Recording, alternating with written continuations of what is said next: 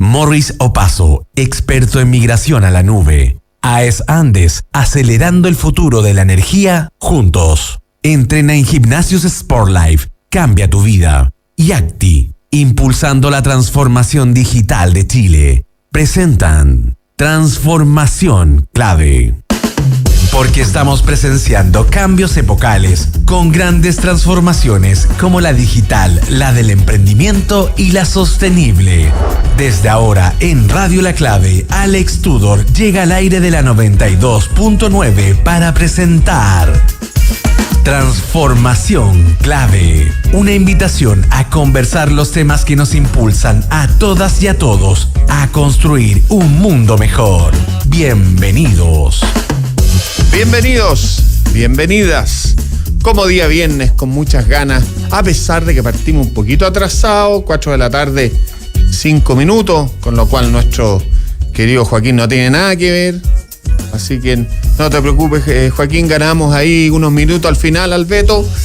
Cuando son además de las 4 de la tarde con 5 minutos, temperatura, está bastante caluroso hoy día, que es rico, pero da cuenta justamente de lo que probablemente nuestro entrevistado nos va a comentar.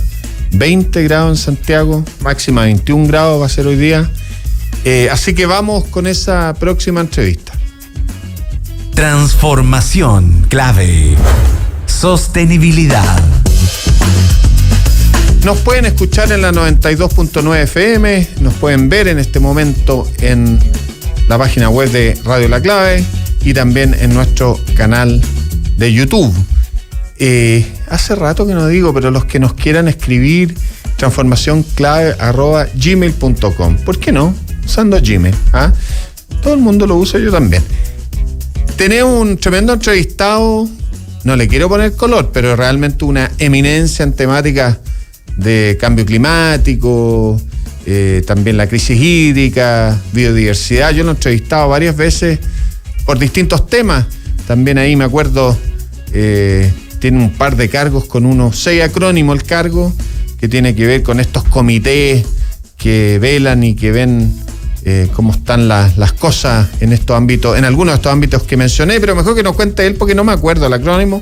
Alex Godoy, director del Centro de Investigación de Sustentabilidad y Gestión Estratégica de Recursos, que se llama CISGER, de la Universidad del Desarrollo, la UDD. ¿Cómo estás, Alex? Bienvenido. Bien, Alex Tocayo y Mario, ¿cómo están? Un gusto. Nosotros muy bien aquí. También saludamos a Mario Fernández, nuestro co-conductor. Es más experto en temas de TI que en temas de cambio climático y sostenibilidad, pero bueno, le hacemos empeño a todos. Igual vamos a aprender aquí con Alex, el experto en cambio climático, y el otro que no es tan experto, pero que igual sabe bastante, así que con mucho entusiasmo algo se aprendió. Algo vamos a aprender. Alex, cuéntanos un poco, tú me contabas, tú eres doctorado en Ciencias de la Ingeniería. Ciencias de la Ingeniería, y recuérdanos un poquito estos cargos que yo me acuerdo que todavía creo que sigues con el mandato en temas de biodiversidad. Sí, es bien, en lo que nosotros tenemos se llaman Joint Appointment, o sea, si ustedes me preguntan, yo soy académico, dirijo un centro de investigación y dirijo un programa académico en temas de sostenibilidad, pero uno tiene Joint Appointment, que son como especies como de reconocimiento en los cuales participas a nivel multilateral en temas que son globales. Por ejemplo, soy miembro del Comité Científico para Cambio Climático del Gobierno de Chile, que depende del Ministerio de Ciencia, donde somos 13 científicos que apoyamos al Ministerio de Medio Ambiente en el desarrollo de la contribución nacional determinada, que son los compromisos de Chile frente al Acuerdo de París. Que en el fondo, por ejemplo, cómo en los próximos 10 años Chile va a mitigar, o sea, reducir emisiones, o cómo también vamos a tener ciertos procesos de adaptación, que eso le compete harto a la gente, para en un fondo que vea que ahora ya se acabó el invierno, llegó la primavera con 20 y tantos grados. Pero aparte de eso, existen reconocimientos internacionales como ser parte del IPCC, por ejemplo, que es el panel intergubernamental para cambio climático, que es el encargado de proveer el reporte independiente del estado del clima, de los impactos del cambio climático y de las políticas que sirven y no sirven para los tomadores de decisión, que esto va a Naciones Unidas, va a un plenario donde están los 195 países, leen el documento y ellos toman lo mejor de ahí, y de ahí salen estos acuerdos internacionales que se traducen para nosotros en regulación, como son regulaciones, por ejemplo, en biodiversidad, el IPBES, que es lo mismo pero en biodiversidad, que es, por ejemplo, el servicio de áreas protegidas. No es como se nos plantea, sino que hay metas globales y compromisos nacionales a nivel multilateral, que al final uno nos dice, ¿y esto en qué me llega? ¿Cómo me llega? Con una regulación que es un servicio de área protegida, con un reglamento en temas de residuos, la ley REP, esto no se manda solo. Y en esto último que nombraste, ¿con quién participas? Así como en este comité en Chile con 13 científicos, en este caso son con una gran cantidad de científicos a nivel mundial, ¿o quiénes se juntan? En Chile, este comité científico está distribuido a nivel nacional, presidido por nuestra presidenta Sandra Cortés y la vicepresidenta, que es de la Universidad de Concepción, que es la Camila Fernández, experta en océanos, directora de los principales centros de océano a nivel nacional. Sandra trabaja en temas de salud y cambio climático en la Universidad Católica, y los otros son de otras distintas universidades, Lonheim, Rodrigo, qué sé yo, Waldo. ¿Pero estamos hablando del primer comité o del segundo? Este es el segundo. Eso. El primero dio el kick-off, es como la patada inicial que fue para el Acuerdo de París, donde estuvo incluso nuestra ministra, Maisa Roja, con quien tenemos reunión a las 5 de la tarde, así que ahí me tengo que ir. Hay que salir corriendo, ¿ya? Salir corriendo, vamos a hablar de temas de descarbonización. Y obviamente este es el segundo comité, que es por primera vez trabaja directamente de la mano del Ministerio de Ciencia con el Ministerio de Medio Ambiente en elaborar esa NDC, que es inclusiva. Nosotros nos hemos reunido con más de 240 investigadores presenciales y más de 100 y tantos investigadores a nivel nacional para elaborar documentos de política que permitan incluir temas científicos dentro de la regulación nacional, que han sido aceptados, han sido elaborados con seriedad, y hoy día estamos muy contentos de que la ciencia está bastante presente en esto. Oye, hablando de eso, que la ciencia está presente, ¿cómo está la ciencia y cómo están las COP y cómo están estas grandes reuniones mundiales? ¿Qué está pasando? ¿Estamos retrocediendo? ¿Estamos avanzando? Te lo conecto, ¿tú sabes con qué? Pues con la geopolítica, con Trump. Y ¿en qué estado del arte estamos hoy día con todo lo que se había avanzado y todas estas COP y otras cosas? A ver, por defecto siempre se avanza, quizás marginalmente y no en términos de lo que nosotros quisiéramos. O sea, nosotros siempre queremos más ambición, y nosotros en teoría debiéramos haber reducido aproximadamente un 43% de las emisiones de cara al 2025, o sea, este año. No lo alcanzamos, Alex. Disculpa, ¿eso a nivel mundial o a nivel mundial? Chile va avanzando muy bien en sus contribuciones. De hecho, nos retan por ser poco ambiciosos, porque siempre piensan que podemos hacerlo más. Pero también tenemos otros temas internos que son presupuestarios. Yo te digo que como científico tengo mi corazón verde y de ambición, pero también aprendido a través de las administraciones de gobierno que me ha tocado participar desde el Acuerdo de París con la presidenta Bachelet 1, después participé en el Consejo Consultivo en la administración del presidente Piñera, que en paz descanse, en la administración 2, después de nuevo con Michelle Bachelet, de nuevo con Piñera. Entonces, dicho eso, uno ha aprendido de que por más que uno tenga ambición, también tiene que uno tener realidad y pragmatismo. Hay cosas que nos encantaría hacer, pero muchas veces tenemos restricciones presupuestarias. Nos golpeó un COVID, ¿te acuerdas? Entonces, en el COVID teníamos que levantar un montón de cosas que todavía son deudas a nivel nacional. Ahora tenemos el tema de la transición de IT. Mario es experto, digamos, en temas de IT, cómo insertamos esos temas que son de, digamos, inteligencia artificial y cosas raras. Y los gastos, los data centers. Los data centers, cómo aplicamos. El uso del agua. O esa tecnología, cómo la aplicamos, por ejemplo, en tema de cambio climático, para que la gente diga, mira, yo estoy aquí en Valparaíso, quiero construir un edificio, quiero saber cuántas veces voy a tener un oleaje fuerte, o sea, cuántas veces voy a tener una amenaza climática. Para eso necesitamos análisis de datos, digamos, y eso significa tomar millones de datos, hacer downscaling, que es como el saber en un lugar específico qué tipo de amenaza hay. Entonces, tenemos que integrar los temas, y fíjate que mientras más alto el nivel, más difícil es integrarlo. Si tú esto lo llevas a nivel internacional en términos geopolíticos, lo que nosotros estamos viendo es que la geopolítica te mete ruido. Y te mete ruido porque en teoría juegos, cuando alguien no quiere cooperar, como la administración del país del norte, no quiere cooperar en estos acuerdos internacionales, los demás dicen, bueno, si él no coopera, yo tampoco. Y después hay otros que son los game changers, que le llaman, que es como China, que hoy día sale diciendo, no, nosotros creemos en el multilateralismo y creemos que esto se soluciona en Naciones Unidas, cuando me cambiaron el mundo. Hace 40, 50 años, digamos, Estados Unidos llevó al multilateralismo, poniendo dinero, etcétera, y hoy día vemos a China, India, abogando por el multilateralismo e incluso presionándose allá. Entonces tenemos un mundo más complejo, en el cual, por lo menos la buena noticia es que ya no estamos en los 7 grados, 8 grados que propusimos hace 10, 15 años el IPCC, ahora vamos a 4.7, pero aún así 4.7. Pero aclárate eso, ¿a qué te refieres? ¿Esos son grados que se va a aumentar la temperatura promedio del planeta? No, porque claro, es como, o la meta que hay que reducir. Es como, mira, para explicarlo de forma sencilla, lo que hacen los científicos es, si uno pone una olla a calentar con agua, digamos, poner una olla a calentar con agua, y uno dice, ya, a esta tasa de calentamiento, ¿en cuántos minutos va a llegar a los 10 grados? Yo puedo decirte, en 10 minutos cuál va a ser la temperatura, porque mantienes la llama, mantienes el gas abierto, tú dices, si yo mantengo estas condiciones, yo predigo de que en 10 minutos va a estar hirviendo uno más o menos sabe eso. Bueno, nosotros hacemos lo mismo, pero con el planeta. Y con la temperatura, entonces en vez de la tendencia a aumentar en 7,5 o en 7 es 4,5. 4,5, 4,7. Discúlpenme todos mis colegas geocientíficos que que hacen geociencias, que hacen modelación climática, pero es la forma más fácil de explicarlo. Oye, pero con 4,5 es demasiado. Una locura. ¿En cuánto tiempo? En promedio, de aquí a de cara al 2100. Entonces estamos en un rango entre 2,7 a 4,7 si no hacemos nada. Y lamentablemente el problema es que la geopolítica lo que hace es ralentizar, o sea, hacer más lento el camino de avance, y obviamente eso genera primero mayores amenazas climáticas, mayores impactos, por ejemplo, menos agua, más temperatura como la que vemos, las plantas florecen antes, lamentablemente florecen con menos productividad, entonces el trigo es más caro, la palta es más cara, el tomate es más caro, eso afecta el presupuesto de las personas, afecta la salud en torno a cómo se alimentan, y lamentablemente la gente, como no asocia todos esos cambios como con muchos puntos que hay que conectar, la gente que lo que dice, el gobierno tiene malas políticas, lo cual también es parte cierto, porque hay que meter políticas que son más complejas. Y dicho eso, genera inestabilidad política. O sea, lo que hemos visto es que el cambio climático ha sido un conductor de inestabilidad geopolítica a nivel mundial, y que lamentablemente esto ha dado para que en diversas partes del globo, y Chile no es la excepción, tengamos ciertos promotores de autocracia o de pérdidas de la libertad, que en realidad lo que hacen es retrasar las metas climáticas globales. Porque al final, siendo democrático o no, igual vamos a tener el cambio climático. ¿Sí? Oye, y en términos de lo que hemos aumentado hoy día, estamos hace un año, 2 años sobre el 1,5, o ya estamos en más. Estamos más. O sea, piensa tú que cuando salimos de Glasgow, que fue la conferencia de parte en Glasgow el año 2026, la COP26, ¿ya? Después de Chile.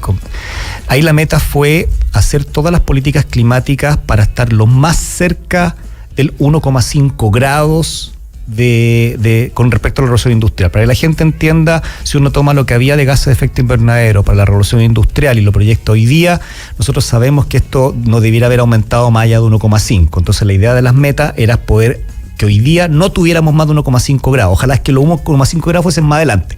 Que tenemos hoy día que el promedio, hemos encontrado hartos picos durante los meses que están en 1,5, 1,56, 1,57. O sea, ya la oscilación es más de lo que nos habíamos comprometido, y lamentablemente se ha usado como argumento político en las negociaciones para decir, bueno, ya fue ya. Vamos los 2 grados. Sí, pero los 2 grados significan harta inversión en adaptación, Alex y Mario. O sea, pérdida de agua, racionamiento de agua, y digamos que estas soluciones que te venden de bala de plata, de la desalación, no lo son. Si al final las balas de plata sirven para la galería, pero ingenierilmente es absurdo. O que el hidrógeno verde, las soluciones son mentiras. En el IPCC tenemos evidencia de que no es la solución ni la bala de plata. Tiene un rol que cumplir, por supuesto, pero no es la bala de plata, la desalación no es la bala de plata. Hay muchos cambios que son sistémicos, y esos desafíos, mientras más gente tomando decisión, más complejos son. Alex, déjame hacerte una pregunta bien básica y bien sencilla, pero que a mí me genera cierta curiosidad, digamos, sabiendo algo de mediciones. Se habla de la temperatura del planeta, que está en tantos grados y va a llegar a tanto. ¿Cómo se obtiene la temperatura del planeta? Porque me imagino que no es algo tan trivial. Muy buena pregunta. Aparte de que existen diversas estaciones de monitoreo a nivel global que integran la información a nivel global, existen 5 o 6 centros que recolectan esta red de monitoreo a nivel global, que nosotros nos permiten, como el NOAA, en Europa, el Eurostat, que colectan esta información que está. Esa es la forma empírica. O sea, empírica, yo voy y mido. Tenemos la información de distintos puntos, y después pero es una red de puntos que tiene. Es una red de puntos. ¿Se saca un promedio? ¿Cómo se pondera? Eso mismo. Se hace una malla, se pondera y se pondera tomando variables geográficas, variables, si están los océanos, las temperaturas y la altitud, y eso al final se genera. En Chile pasa exactamente, se hace una malla. Ya, cuando una gente ve como estos mapas de color que se ven así cuando dan las noticias, eso es. Nosotros lo que hacemos es lo estoy simplificando, tomar la geografía y ir corrigiendo en esta malla, de acuerdo a la geografía, los puntos donde no tenemos estaciones de monitoreo. Disculpa, ¿y tiene sentido tener un número para el planeta? Porque a lo mejor está creciendo en alguna parte y bajando en otra, digamos, el planeta es bastante grande. Entonces, el hablar de una temperatura para todo el planeta dentro de toda esta malla gigantesca con un solo promedio, entiendo que puede ser una forma de comunicar, pero en la práctica, ¿vale la pena, o sea, manejarse un número, o es mejor la red? Es bastante práctico porque eso significa de que ese valor promedio, si sube, es un pésimo indicador, porque significa que todas las estaciones te están aumentando. Ahora, si a unas aumentan más o menos, que es lo cierto, ¿ya? Eso es otra cosa. O sea, nosotros hemos visto, por ejemplo, que hay zonas en el Amazonas hoy día que ya tienen más de 4 grados, que son invivibles. Incluso las plantas, en vez de capturar CO2, como se alimentan del aire, digamos, CO2, y transformarlo en biomasa, discúlpenme los biólogos, estoy simplificando la explicación, lo que han hecho es emitir, o sea, producir CO2. ¿Ya? Y otras partes, los cuales, por ejemplo, en la Antártica, en el Polo Ártico, hemos tenido temperaturas de 28 grados. ¿Sirve? Claro que sirve, porque no tendríamos ese promedio si no tenemos los puntos individuales. Los puntos individuales nos sirven para poder asignar la probabilidad de riesgo en forma específica para cada país y para cada región. Alex, déjame hacerte una pregunta que la he escuchado, un argumento que lo he escuchado, digamos, de parte de quienes no creen mucho en el tema del cambio climático, y para que tú expongas de realmente cómo es la cosa, digamos. Como existe esta red, digamos, de puntos, mucha gente dice que estos puntos generalmente están en ciudades, están en lugares donde vive la gente, digamos, y estos centros poblados han ido creciendo. Luego es lógico que la temperatura en torno a estos puntos donde se ha medido históricamente la temperatura haya subido, digamos. ¿Puede haber un efecto así o por qué no es correcta esa afirmación? No es correcta porque no están distribuidos de esa forma. Y discutir con alguien que no cree en el cambio climático es como yo decirle a un ateo que Dios existe. Porque la diferencia es que yo estoy mostrando evidencia, soy científico, yo trabajo sobre un valor empírico datado, no estoy hablando sobre lo que yo creo. O sea, disculpa, yo soy católico no practicante, ¿ya? Yo creo en Dios, sí, pero porque decidí creer, pero no tengo ninguna evidencia empírica que Dios exista. Claro, en ciencia se trata de datos, no de creencias. Es de objetividad, digamos, ¿ya? Entonces siempre cuando me preguntan eso, yo le digo, oye, ¿tú le crees a tu pareja cuando te dice te amo? Sí, bueno, eso es fe, si no tenés cómo medirlo.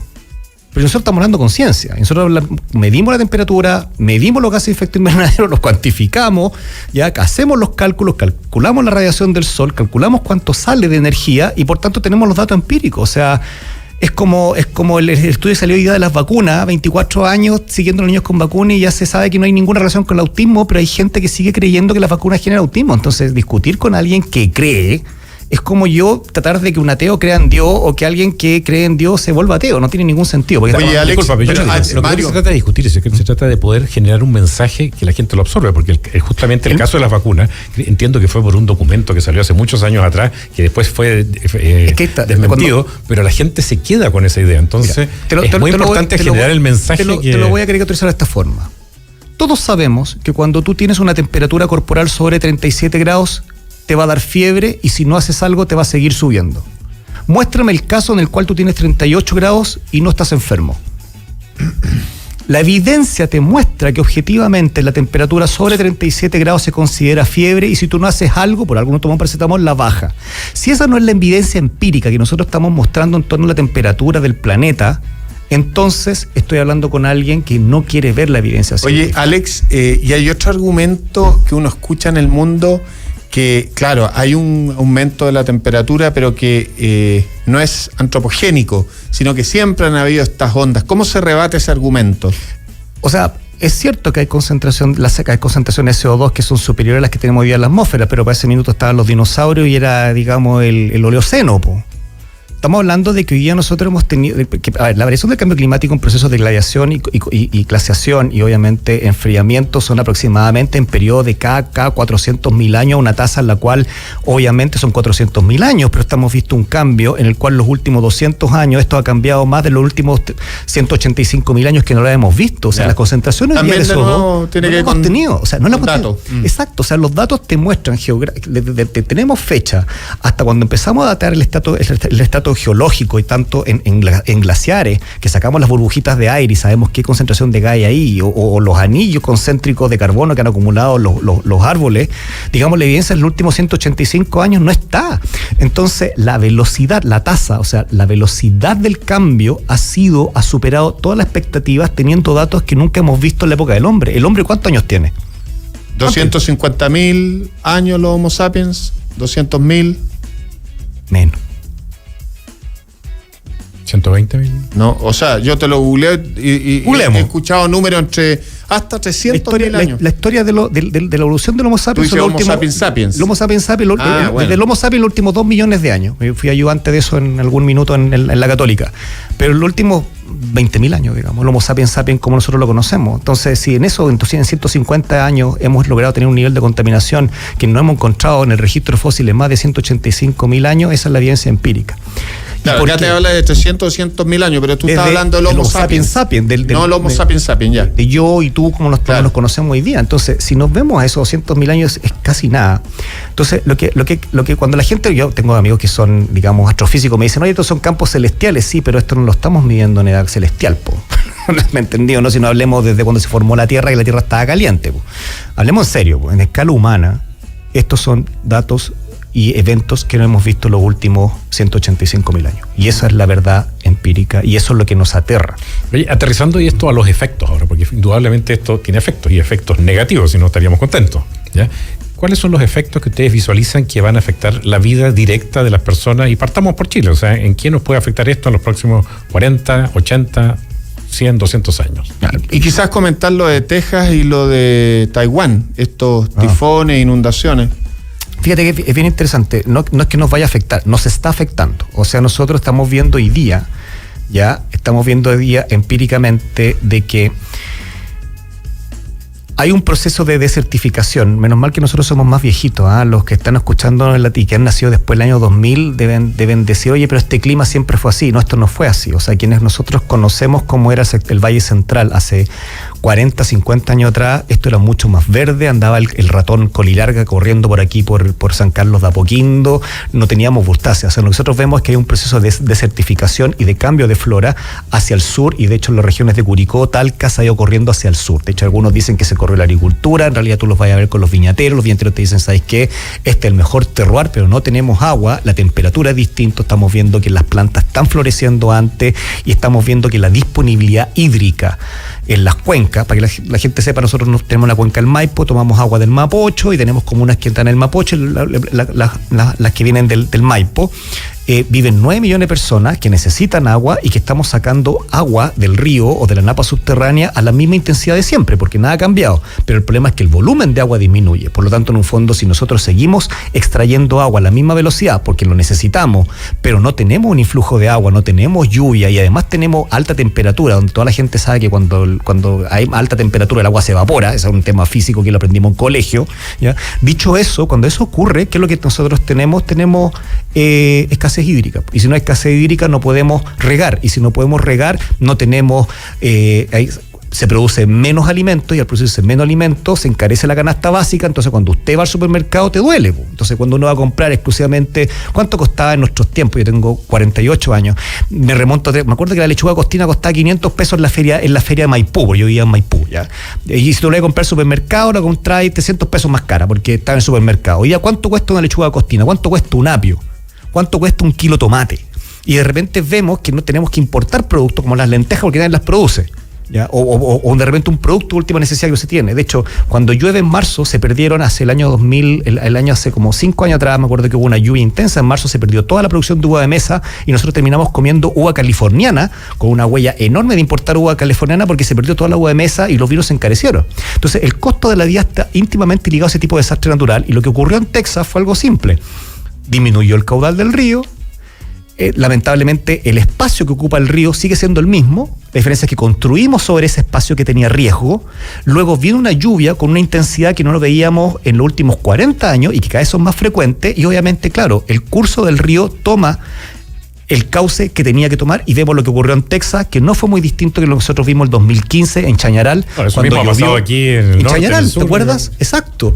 Nosotros hemos tenido cortes con inundaciones en enero, que no es invierno, en Osorno, con contaminación de agua y con alteraciones en el sistema de distribución de agua. O sea, el borde costero, ¿han ido a Viña?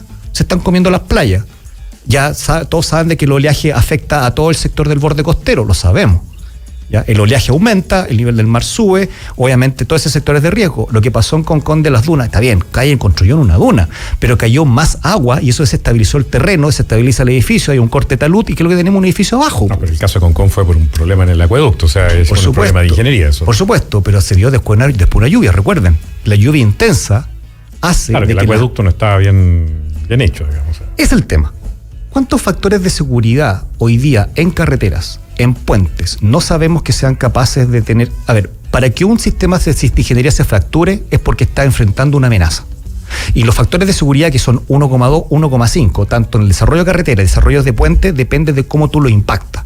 Por lo tanto, en el fondo, cuando nosotros aprendimos el terremoto, recuerda que la normativa de terremoto es lo que quedó parado después del año 1985. Nosotros no teníamos idea cómo iban a comportarse los edificios en el terremoto del 2010. Hoy ya sabemos el 2010, por tanto, la normativa de construcción de terremotos fue después del evento. ¿Qué te quiero decir? Que todos estos eventos del cambio climático nos tienen que hacer repensar los factores de seguridad, los factores de desafío de ingeniería, etcétera. Perdón. No, está muy bien. Oye, tenemos que ir a saludar a nuestros auspiciadores, pero aprovecho de preguntarle a Joaquín, ¿nuestros amigos de Uruguay ya están conectados para el segundo bloque? Avisa, no, porque si no seguimos conversando. Ya, vamos entonces a saludar a nuestros auspiciadores. En AES Andes somos pioneros y líderes en tecnologías de almacenamiento de energía. En la actualidad contamos en Chile con 451 megawatts de sistema de almacenamiento de energía en batería, además de iniciativas de construcción por 1.420 megawatts de capacidad renovable. AES Andes, acelerando el futuro de la energía juntos. Morrio Paso lidera la revolución digital con soluciones en la nube. Más de 1.500 proyectos en la TAM respaldan su enfoque 360 para innovar con tecnología. Transforma tu empresa ahora con Morrio Paso. Visita morriopaso.com. Ellos son partner avanzado de AWS. No tengo tiempo, después me duele todo. Basta de pretextos. En Gimnasio Sportlife transformamos tus excusas en energía con descuentos increíbles que te dejarán sin aliento. Ingresa a www.sportlife.cl y comienza a entrenar. ACTI, la Asociación Chilena de Empresas de Tecnología de Información, impulsa el desarrollo digital de Chile, promoviendo la innovación, el talento y la transformación tecnológica, conectando el presente con el futuro y apoyando a empresas, personas y tecnologías que están cambiando el mundo. Agradecerle a Alex Godoy, director del Centro de Investigación de Sustentabilidad y Gestión Estratégica de Recursos, el CISGER de la UDD. Siempre un placer, tocayo, tenerlo. Siempre me calmo con tu voz y esas explicaciones que nos da. Así que extraordinario, tenemos que repetirlo. ¿Ah? Gracias a usted y perdón haberme explayado, pero es un tema que me apasiona. No, oye, me encanta que te apasione, que nosotros le preguntamos, y esto, los pavos que andan diciendo que el cambio climático no es tal, y se nota la pasión ahí, me parece muy bien, así tiene que ser para que defendamos y cambiemos esta cuestión. Entusiasmo para defender. No, hay que cambiar esta cuestión. Hay mucha gente que hay que terminar de convencer, así que así muy bien, Alex, te felicito. Gracias y feliz de conversar. ¿Ah? Excelente, nosotros vamos a una pausa y volvemos enseguida y se queda con nosotros Mario Fernández para el segundo bloque.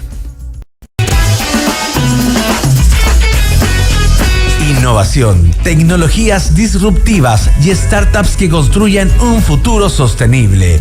Todo esto y más a la vuelta en Transformación Clave.